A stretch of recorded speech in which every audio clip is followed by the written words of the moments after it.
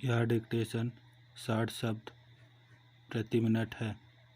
भारत एक बहुत बड़ा देश है जिसका क्षेत्रफल लगभग 80 करोड़ एकड़ है, परंतु केवल 32 करोड़ एकड़ भूमि में ही खेती होती है।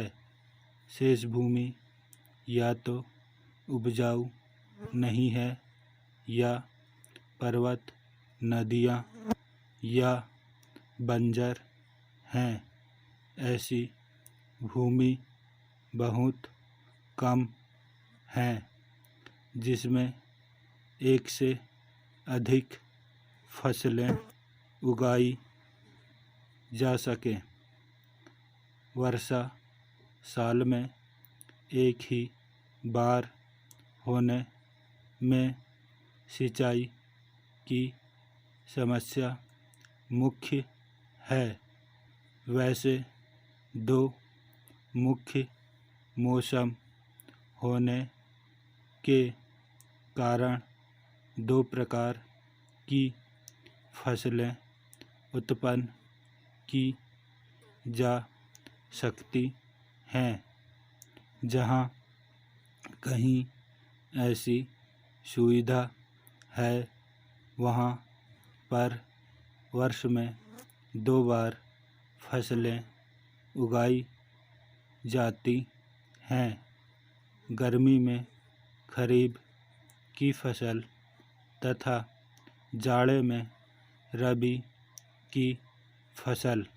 भारतवर्ष में खेती अधिकतर पुराने ढंग से की जाती है, अतएव कृषि पिछड़ी हुई दशा में है।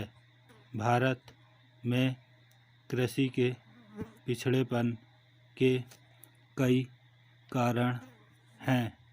मुख्यतः यहाँ के किसान अशिक्षित एवं गरीब हैं। फलतः न तो उन्हें नए कृषि उत्तम उपकरणों और खेतों के नए तरीकों का कोई ज्ञान हो पाता है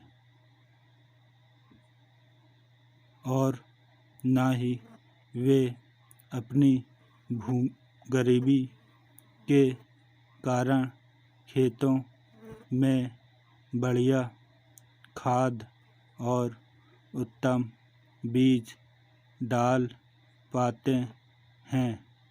दूसरे अधिक अंधविश्वास में रहने के कारण आधुनिक वैज्ञानिक तरीकों को भी जल्द ही खेती के लाभ के लिए नहीं अपनाते।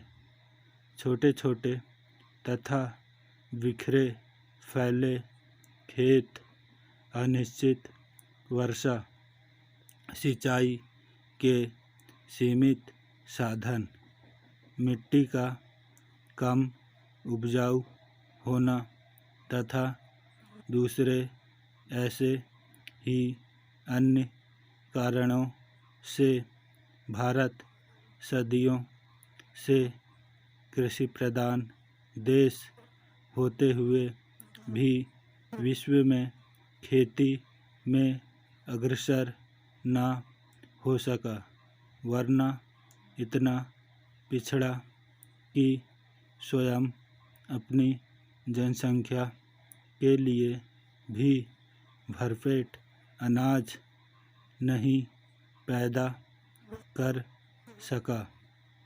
फलतः भारत को दूसरे देशों से भारी मात्रा में अनाज मांगना पड़ा।